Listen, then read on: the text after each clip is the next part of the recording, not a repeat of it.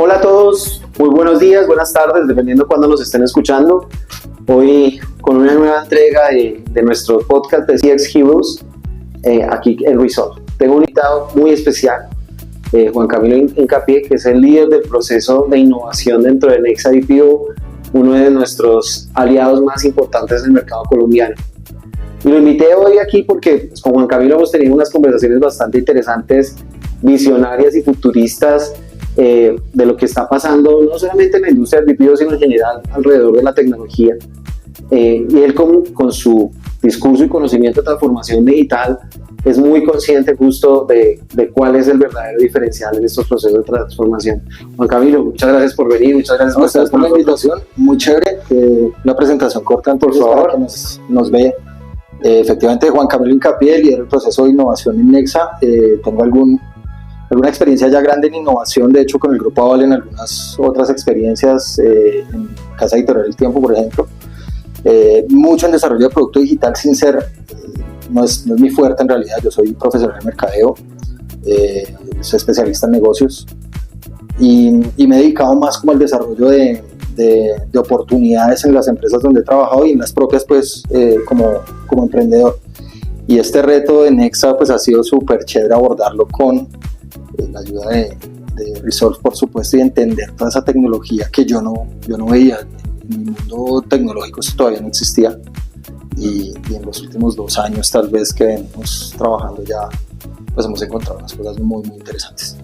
Buenísimo, yo creo que una de las grandes virtudes que hoy aportas desde tu perspectiva, muy en mi pensamiento personal, es justamente esa neutralidad, porque no eres del mundo técnico, tampoco vienes del background de BPOs y estás ahí en una posición bastante interesante con muy buen punto crítico y una visión crítica, y eso lo considero valioso desde la innovación. Creo que es importante aprender a salirse y dejar de ver los árboles, ¿no? Yo creo que debería ser una práctica más general en la industria, porque la industria empieza a parecerse toda mucho uno entre uno con otro. Los proveedores tecnológicos se parecen mucho unos con otros, la tecnología empieza a ser como un cliché, ahora con la inteligencia artificial generativa y demás, y verlo desde otra óptica, entender el negocio desde otra posición, creo que es valiosísimo para que se pueda desarrollar, porque al final todos están nadando en el mismo mar, están todos, y diferenciarse empieza a ser cada vez más complicado, y la tecnología no es que lo logre, realmente lo van a lograr las personas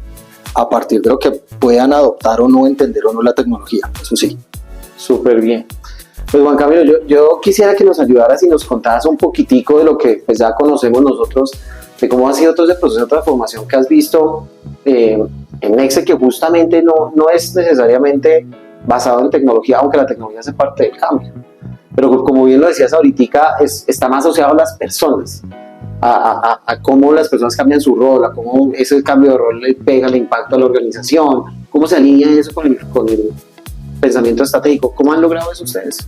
Bueno, hay varios ejemplos en los que uno podría centrarse para hablar de esto. Lo más importante y lo principal es que no se pierda de vista la cultura. Yo creo que permear a la organización con conocimiento y con una base cultural que le permita tener interacciones entre las áreas, que no sean silos, que trabajen todos por un bien común, pues hace parte del desarrollo. En ese sentido, la tecnología aporta muchísimo si la logramos entender. Al final nosotros lo que logramos con la tecnología es tener más datos o diferentes datos.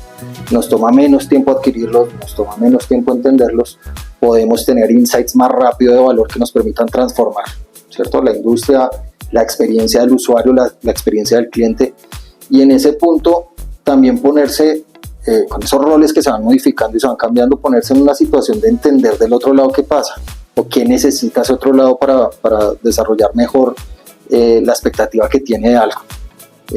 Desde el BPO pues nosotros estamos muy acostumbrados a que una persona, o más bien desde el contact center, una persona atienda a otra y se tomen métricas a partir de lo que ahí pasa y lo que se entienda dicho por un humano. Luego, tener estas herramientas particulares nos permite ver cosas que el sesgo humano no permite que se vean, y entenderlas de otra forma nos permite bajar conocimiento de otra manera. Entonces, transformar las posiciones de las personas, ya no de que estén pensando en una matriz de si se cumplió o no se cumplió una tarea específica dentro de una interacción, sino qué fue lo que le molestó al otro por qué decidió desistir de algo que estaba tratando de hacer o que lo estaban convenciendo de hacer, cómo la gente además está utilizando sus palabras una tras otra, concatenando cosas para que convencer a quien lo está escuchando, sin ese sesgo del humano, sino entendiendo realmente dónde está el fallo y luego promoviendo mejoras a partir de eso. Está buenísimo. Digamos que ahí hay un camino por recorrer, estamos transitando ese camino, pero todo converge en qué vamos a hacer para que la experiencia del usuario sea mejor todos los días y por ende el cliente de nosotros esté más feliz. Como decías, llevamos ya un poco más de 2 años trabajando y la curva de evolución me parece impresionante del lado de la misma cultura organizacional. Yo creo que la cultura como parte de esa innovación es una pieza fundamental. ¿Cómo han construido eso ustedes?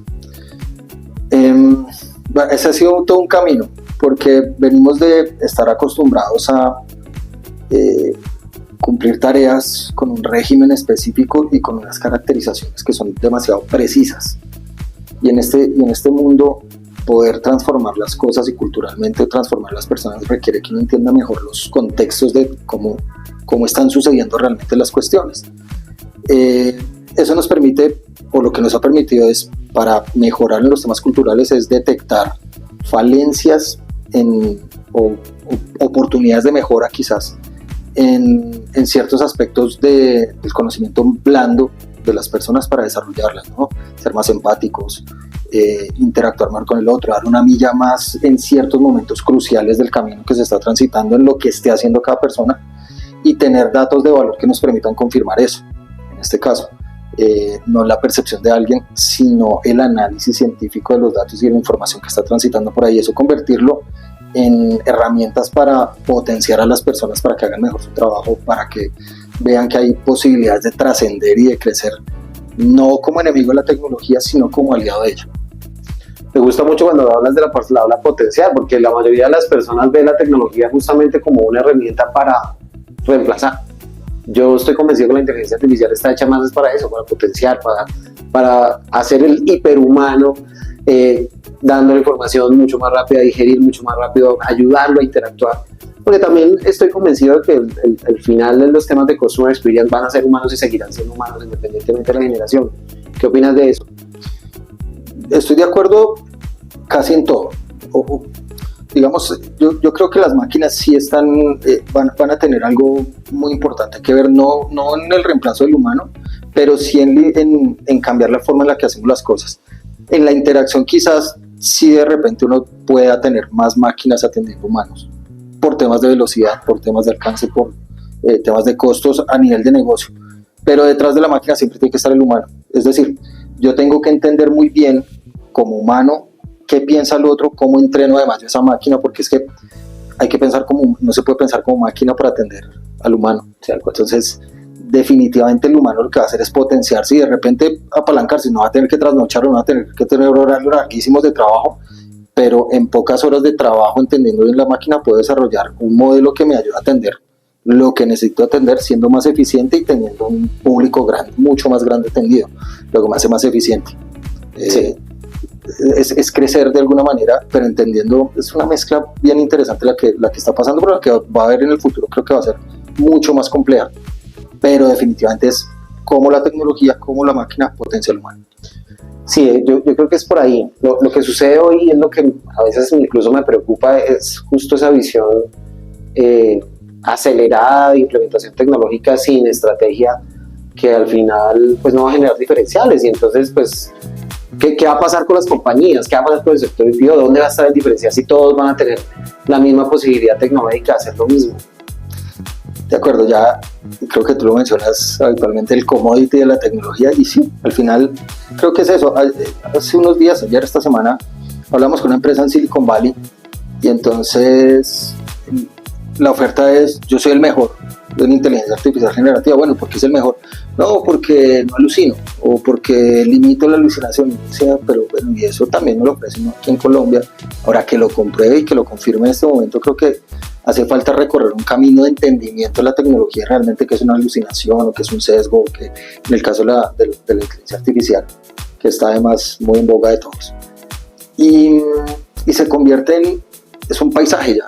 todos ofrecen lo mismo, el diferencial no está sino, y tampoco existes como compañía si no tienes inteligencia artificial generativa. Entonces hay ese boom, entonces todas las empresas, quiero inteligencia artificial generativa, ¿para qué la quieres? No, porque todo el mundo tiene, pero ¿para qué la quieres? ¿Qué vas a solucionar con eso? ¿Cuál es el dolor? ¿Cuál es la solución a ese dolor? ¿Cómo la inteligencia artificial generativa entrega valor ahí? Si no, pues no existe. Y si vamos a otras tecnologías pasa lo mismo. No es potestad de la inteligencia artificial generativa, es cualquier tecnología. Si yo estratégicamente no defino mi norte y no entiendo qué es lo que va a solucionar, ¿a qué traigo tecnología? Sí. Hay muchos elefantes blancos en muchas compañías tecnológicamente hablando, justamente por eso, porque muchas veces la tecnología se vuelve moda, se vuelve un tema de marca, incluso de yo lo tengo, para qué no sé, pero está. Y nunca se usa. Me recuerdo en mis años allá cuando estaba estudiando en la universidad varios casos muy chistosos de varios trasnochos incluso de ese tipo de decisiones. ¿Y cómo el proceso de innovación entra ahí, tanto desde la concepción como también el filtro en esos temas del apalancamiento tecnológico? Yo creo que hay un proceso que cada vez se hace un poquito más fácil, y de hecho la tecnología ayuda muchísimo con eso. Y aquí vamos a centrar un poco otra vez en esta inteligencia artificial generativa, es porque hace unos años, si yo iba a encontrar un problema raíz, pues obviamente lo hago de la misma forma, tengo mi metodología, y hoy yo soy amante de Leo Goldratt en estos temas de teoría de restricciones y de la nube de conflictos y toda esta cuestión. Pero entonces, cuando llega uno al conflicto, hay un punto en donde uno debe decir, en el caso tecnológico, si uso la tecnología o si no la uso, y si la uso, ¿para qué la uso? Y cuáles serían las implicaciones que eso tiene. Ahora, si lo llevo a la innovación, es cuál es el problema raíz de eso, si tomo un camino para resolverlo u otro, y qué implicaciones tiene eso.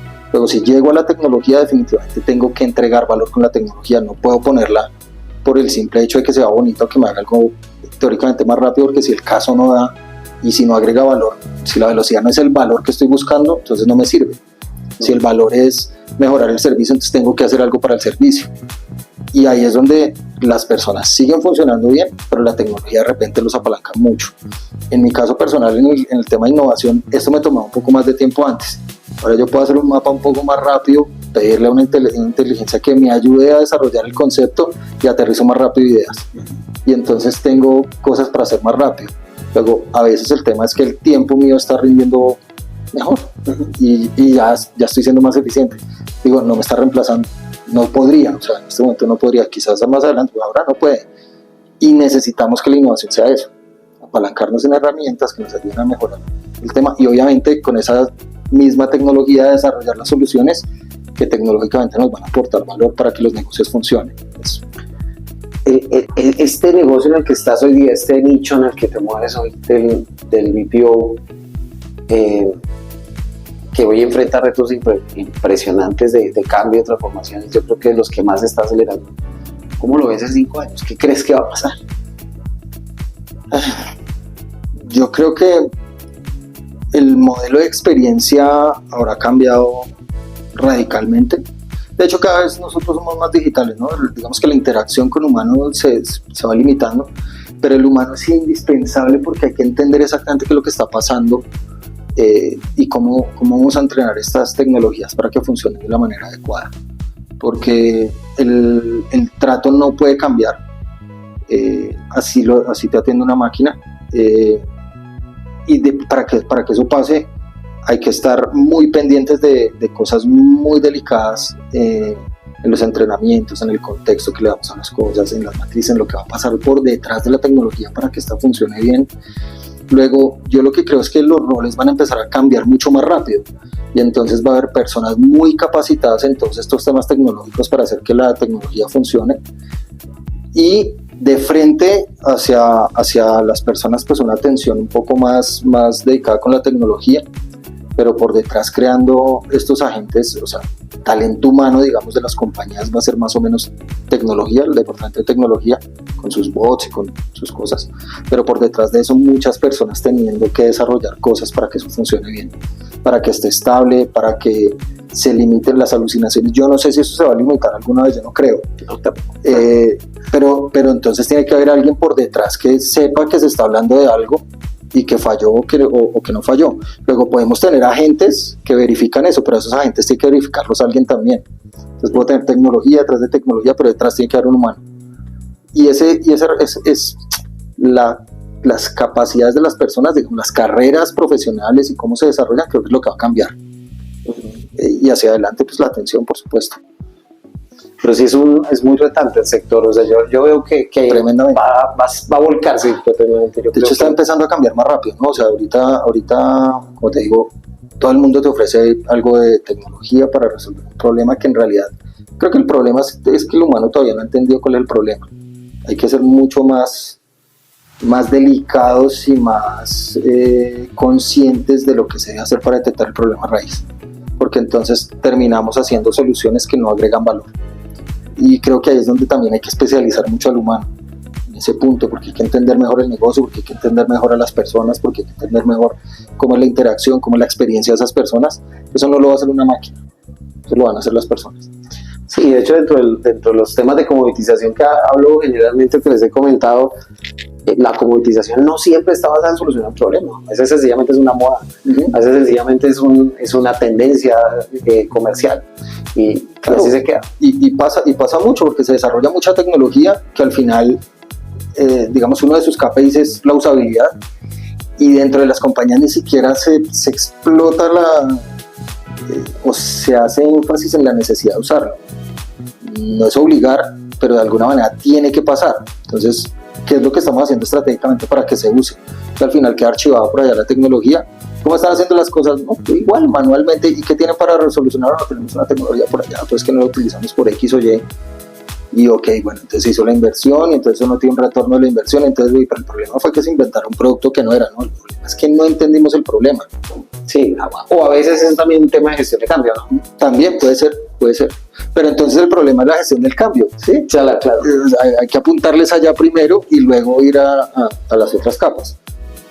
Es una discusión larga que yo creo que si uno lo ve transversalmente en las industrias, yo creo que uno no debería alejar tanto a talento humano de la capa tecnológica de desarrollo de producto y de los procesos y toda esa cuestión, porque al final esa gestión del cambio normalmente está en ese resorte, pero además la consecución del talento también está en ese resorte. Luego los perfiles, como van a ir cambiando, pues el talento humano tiene que estar muy metido en ciertos temas y entender muchas cosas del alcance tecnológico, del alcance de las personas para mover esa tecnología. Si eso no pasa, entonces vamos a tener también personas trabajando que subutilizan la tecnología o que no alcanzan a dar lo que se necesita para hacer esa transformación que está buscando. Luego, el humano lo que sí tiene que procurar es alimentarse muy bien de información y prepararse muy bien para esos cambios que se están dando, que no es la tecnología, digo, es la persona. La madurez que hoy ha logrado Nexa pues es ejemplarizante y es bastante diferenciada. El tema de transformación que se ha logrado basado en las estrategias que han generado. Dime, ¿dónde están los apalancadores? ¿Cuáles son los drivers? ¿Dónde está la receta? ¿Cómo se logra eso? Bueno, hay varios puntos importantes. Uno creo que es entender un poco donde hay personas que lideran. Son líderes silenciosos normalmente las compañías, pero hay un montón, siempre hay hartos por allí que no es necesariamente están en tecnología, están en otras áreas, consumen tecnología, tienen ideas y empiezan a entender, además son inquietos, ¿no? Entonces con esa inquietud empiezan a entender problemas, los traen, conversan, pero lo que hay que hacer es sentarlos en una mesa por lo menos.